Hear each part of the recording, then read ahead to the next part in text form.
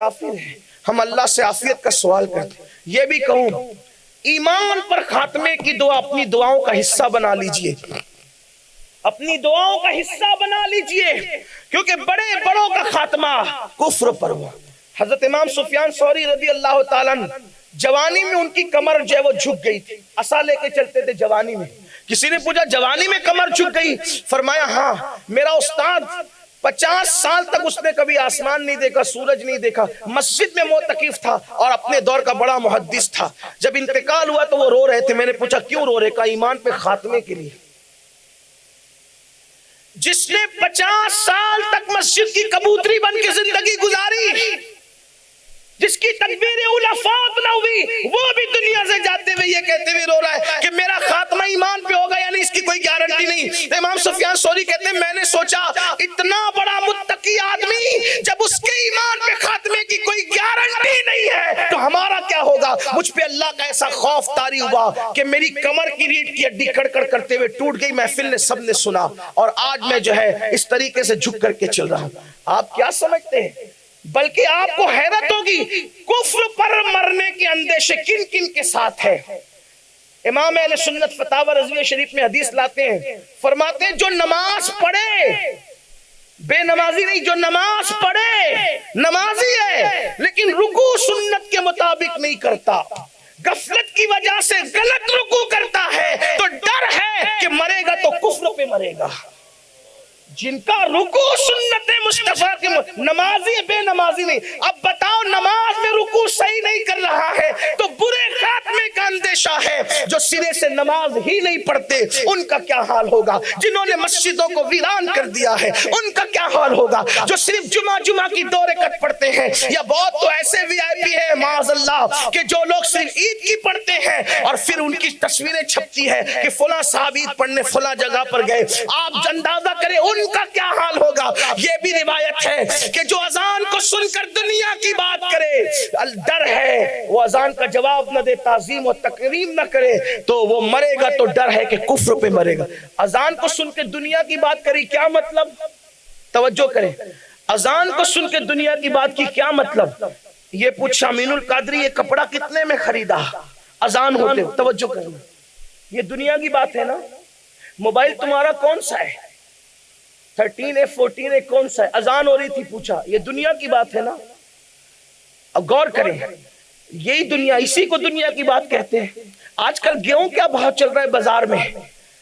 راجہ پور اور دیوگڑھ میں جو آم کے درخت ہے اس پر پھول وغیرہ کی کیا کیفیت ہے؟ کیا لگتا ہے کیا کیسے آئیں گے آم اس سال؟ اچھے آئیں گے کہ کمی ہوگی؟ یہ دنیا کی بات ہے نا، یہی ہے نا دنیا کی بات۔ اذان سن کر اگر دنیا کی بات کی تو کفر پر خاتمے کا اندیشہ ہے۔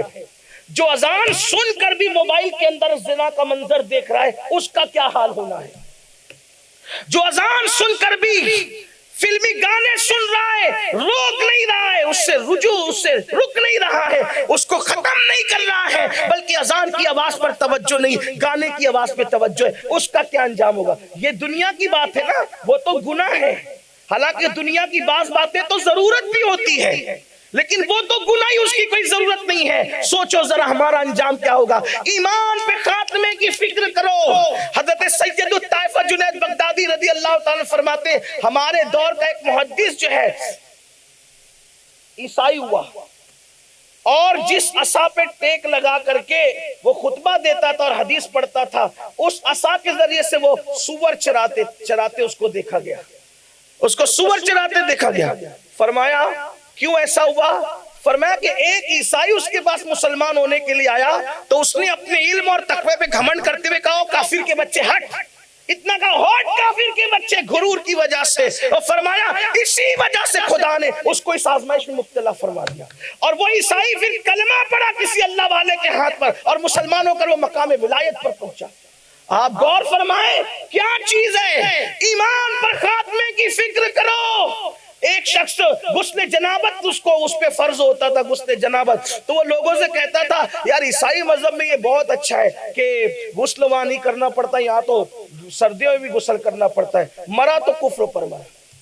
یعنی کہ وہ غسل کرتا تھا لیکن عیسائیوں کی تعریف کرتا تھا، ان کے مذہبی معاملات کی تعریف کرتا تھا، وہ کفر پہ مرا۔ تو جو لوگ جنابت کا غسل کیے بغیر 2-3 دن پھرتے ان کا کیا انجام ہو؟ فرمایا جو ناپاک رہتے ہیں مرتے وقت ان کی زبان پہ کلمہ نہیں آئے گا۔ یہی تو بات ہے میرے بھائیوں، امام سفیان ثوری کو جب دنیا سے جا رہے تھے تو رو رہے تھے، کسی نے کہا اپنے گناہوں پہ رو رہے، مٹی اٹھا کے فرمایا میرے گناہوں کی حیثیت میرے رب کے کرم کے سامنے اس مٹی کی بھی نہیں ہے، میں گناہوں پہ نہیں رو رہا ہوں، اس لیے رو رہا ہوں کہ ایمان پہ مروں گا کہ نہیں مروں گا، اس لیے کہ اگر ایمان پہ مر گیا تو پھر مجھے کوئی فکر نہیں، انشاءاللہ میں جنت ہی میں جاؤں گا۔ اصل چیز ہے ایمان پر خاتمہ۔ حضور غوث پاک رویا کرتے تھے، غوث پاک فرماتے جو ایمان پر خاتمے کی فکر نہیں کرتا مجھے ڈر ہے کہ وہ مرے گا تو کفر پر مرے گا۔ اللہ سے عافیت کا سوال کرتے تو بات نکلی تھی برسیسا کی اور دور نکلی۔ برسیسا 60,000 اس کے شاگرد ہواؤں میں اڑتے ہیں، فرشتے متعجب ہے، تعجب کر رہے ہیں کیسا برسیسا ہے؟ فرمایا کافر ہے، کافر ہو کے مرے گا۔ اب یہ بھی معاملہ تھا، اب بڑی عبادت تھی۔ اب جب یہ بات ہو گئی اللہ کا فرمان تو اللہ کا فرمان، ایک دن شیطان اس کے پیچھے لگا، برسیسا کے پیچھے۔ اب برسیسا کی عبادت گاہ میں وہ آیا، کہا مجھے بھی اپنے شاگردوں میں شامل کر لو۔ برسیسا نے کہا یہاں پہلے اتنے ہزاروں ہیں، اب یہاں کسی گنجائش نہیں ہے۔ اس نے کہا اچھا ٹھیک ہے کچھ عبادت تو کرنے دو۔ شیطان کھڑا ہوا اور 3 دن اور 3 رات تک کی عبادت ہی کرتا رہا، کھڑا ہی کھڑا عبادت کرتا رہا۔ برسیسا ہو گیا اس سے متاثر، برسیسا متاثر ہوا، اور جب وہ 3 دن کے بعد فارغ ہوا تو کہا بھائی میں تو رات کو سوتا بھی ہوں دن کو کھاتا بھی ہوں، اور تو کیسا عبادت گزار، 3 دن اور 3 رات تک کھڑے ہونے کی تو میرے اندر طاقت نہیں، لیکن تیرے اندر کیسی روحانی طاقت ہے کہ تو 3 دن 3 رات کھڑے رہ سکتا ہے؟ یہ چیز مجھے چاہیے، تو مجھ سے سیکھنے آیا لیکن اب میں تجھ سے سیکھنا چاہتا ہوں۔ اب شیطان کا حال یہ ہے میرے بھائی کہ وہ جیسے کے پاس ویسی شکل میں جاتا ہے۔ اللہ شیطان اور نفس کے مکر سے ہم سب کی حفاظت فرما، اللہ عافیت کے معاملات کرے۔ تو شیطان اب وہ شکل میں گیا تو برسیسا متاثر کہتا ہے اس طرح کھائے پیے سوئے بغیر میں بھی کھڑے رہنا چاہتا ہوں۔ شیطان نے کہا تو نہیں کر پائے گا، تیرے بس کا نہیں، جب کسی کو تیخ میں لانا ہو تو یہی ہوتا ہے نا، اگر تو نہیں کر پائے گا تیرے بس کا نہیں۔ کہا اچھا کیوں نہیں میرے بس کا ہے؟ تو کہا تم گناہ نہیں کرتے نا، دیکھو شیطان کیسے حملہ کر رہا ہے، کہا تم لوگ گناہ نہیں کرتے، اور جو گناہ نہیں کرتا پھر اس پر وہ رقت طاری نہیں ہوتی۔ اصل میں مجھ سے گناہ ہو گیا تھا تو اس گناہ کا خیال مجھے اتنی دیر تک اللہ کی بارگاہ میں کھڑا رکھتا ہے تو لذت آتی ہے، مجھے رقت طاری ہوتی ہے، تم لوگ گناہ کرتے نہیں اس لیے تمہاری وہ کیفیت اتنی دیر تک کھڑے ہونے کی نہیں۔ تو کہا اچھا اگر یہ لذت 3 دن کھڑے ہونے کی سوئے کھائے پیے بغیر اگر مجھے مل جائے، چلے میں گناہ کرنے کے لیے تیار ہوں، میں نے کرنا کیا ہے، میں کون سا گناہ کروں؟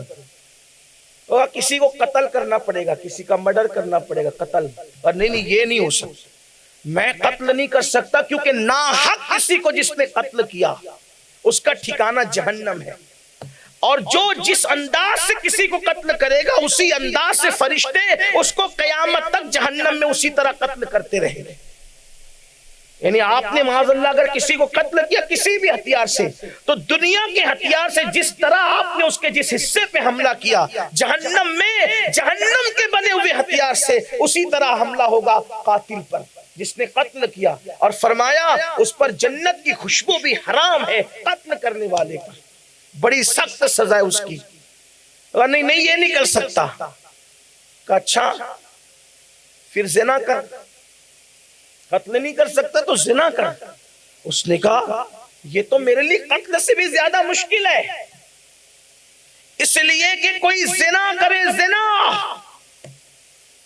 تو زنا کا حال یہ ہے جب کوئی زنا کرتا ہے تو اس کے لیے یہ ہے کہ اللہ تبارک و تعالی اس کو جہنم میں اس حالت میں داخل فرمائے گا کہ اس کے دونوں ہاتھ اس کے سر سے جہنم کی زنجیروں سے باندھے جائیں گے، اس کے بدن پر تارکول کا لباس ہوگا، تارکول مطلب ڈامر، ڈامر کی سڑک پر پیر رکھ دو گرمی میں مئی کے مہینے میں تو پیروں کا کیا حال ہوتا ہے، اگر کہیں ڈامر کچا ہو تو کیا حال ہوتا ہے، اور وہ جہنم کی آگ کا بنا ہوا ڈامر، اس کے بدن پر تارکول کا لباس ہوگا. اور اگر یہ حدیث میں نہیں آتا تو شاید میں بیان کرنے کی ہمت نہیں کرتا. اور اس کی جس شرمگاہ سے اس نے زنا کیا تھا اس پر جہنم کی آگ رکھ کر بھڑکائی جائے گی. اس نازک مقام کے ساتھ یہ سلوک کیا جائے گا. 2 منٹ کی لذت، چند لمحوں کی لذت.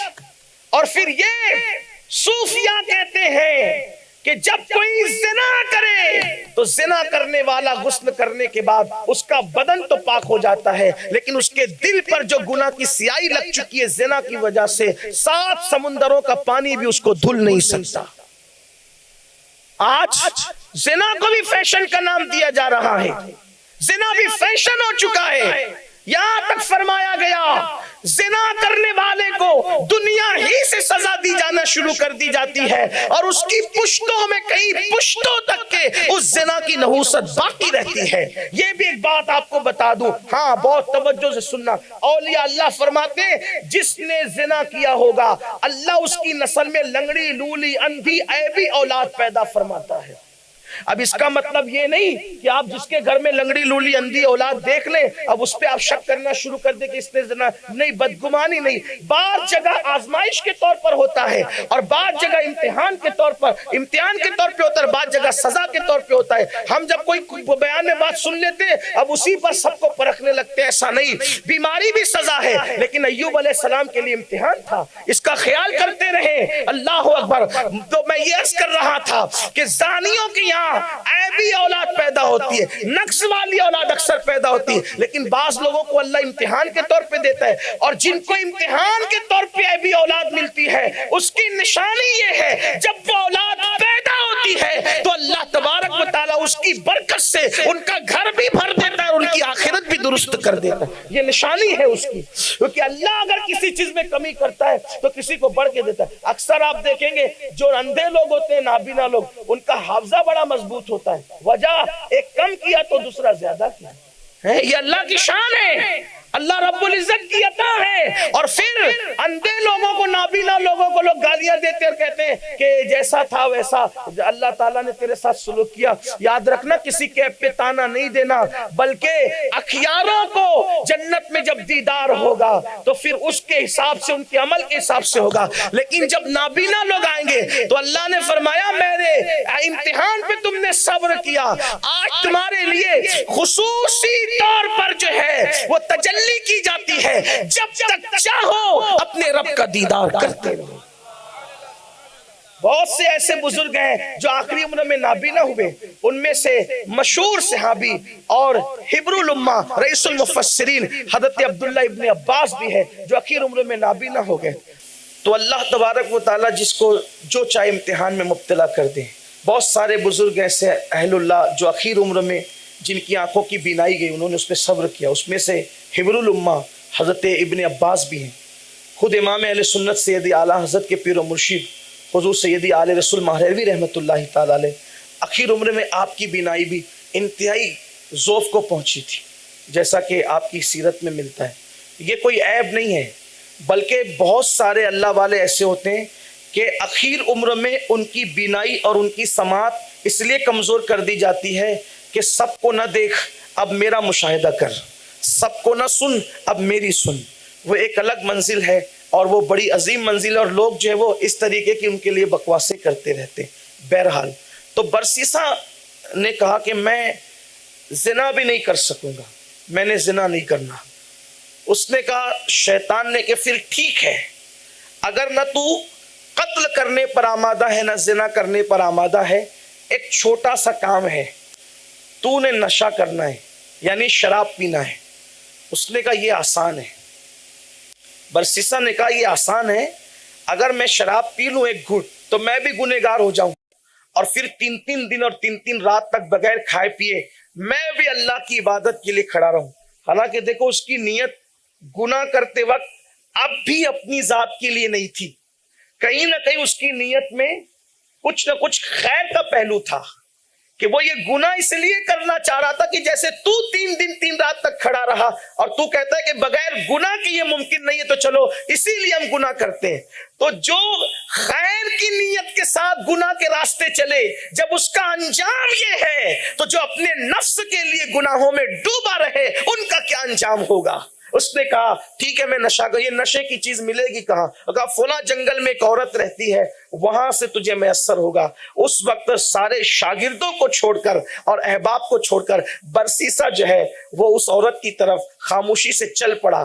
جب وہ چل پڑا تو فرشتوں کی چیخیں نکل گئی کہ برسیسا آج اپنی عبادت گاہ سے قدم باہر نکال رہا ہے پہلی بار، اور وہ بھی شراب کے حصول کے لیے، شراب کو ڈھونڈنے کے لیے، نشے کی چیز کے لیے۔ اور پھر اس کے بعد جب وہ وہاں پہنچا تو پھر شیطان تو شیطان ہے، اللہ اس کے مکر سے سب کی حفاظت کرے۔ وہاں سب انتظام تھا، خوبصورت عورت تھی، ایک بچہ تھا، اور اس کے بعد اس کا شوہر کہیں گیا ہوا تھا۔ برسیسا پہنچا، شراب مانگی، اس نے دیا، پیتا رہا، نشے میں بدمست ہوا، اس خوبصورت عورت سے زنا کیا۔ اس لیے کہ نشہ جو ہے انسان کے اندر بڑی گندگی اور گندی سوچ اور گندی فکر پیدا کرتا ہے۔ آپ اندازہ کریں، آدمی اگر پیاز کھا لے، ایک مرتبہ پیاز کھا لے تو اس کا اثر اس کے پسینے میں ظاہر ہونے لگتا ہے۔ پیاز اگرچہ وہ حلال ہے، اس کا اثر جب پسینے میں ظاہر ہوتا ہے، اس کا اثر جب منہ میں ظاہر ہوتا ہے، آپ اندازہ کریں میرے بھائی کہ شراب کا اثر کیا نہ ظاہر ہوتا ہوگا، اور وہ کیا اثرات نہ دکھاتا ہوگا۔ پھر اس نے شراب پیا، زنا کیا، زنا کے بعد پھر وہ بچہ جو تھا، خیال کیا اس کو دلایا گیا، یہ سب منظر تو بچے نے دیکھا تو قتل کر دیا اس کو، اور قتل کر کے جب چلا تو اس سے پہلے کہ وہ قدم آگے بڑھاتا، شیطان نے جو ہے وہ وہاں جا کر قاضی کے پاس مخبری کر دی، برسیسا کیسا ہے؟ کہا وہ تو اللہ کا ولی ہے۔ کہا چل کے دیکھو۔ وہاں لایا تو دیکھا لاش پڑی ہے اور خوبصورت عورت کے ساتھ زنا کا ماحول، اس کے اثرات ابھی بھی اس پر ظاہر ہیں۔ تو کہا اچھا، عبادت کا ڈھونگ رچا کر اتنا بدترین۔ بادشاہ نے کہا اس کی سزا کیا ہونی چاہیے؟ قاضی نے کہا اس کی سزا یہ ہے کہ اس کو پہلے کوڑے لگاؤ، اور کوڑے لگا کر کے اس کو پھانسی کے پھندے پہ چڑھا دو۔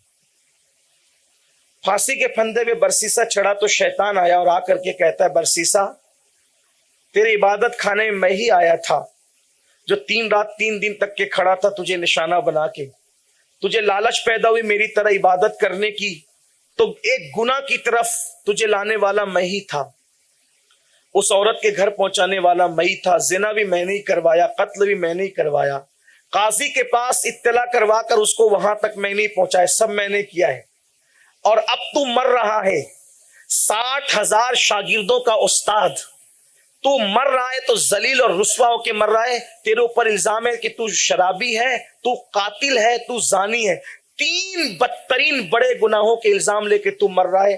اگر تو چاہے تو میں تجھے بچا سکتا ہوں، تو بچ جائے گا، پھر اس کے بعد تو نیک بن جانا، یہ سب گناہ لوگ بھول جائیں گے، پھر مرے گا تو نیک اور پارسا بن کے مرے گا۔ کہ بچنے کی کیا صورت ہے؟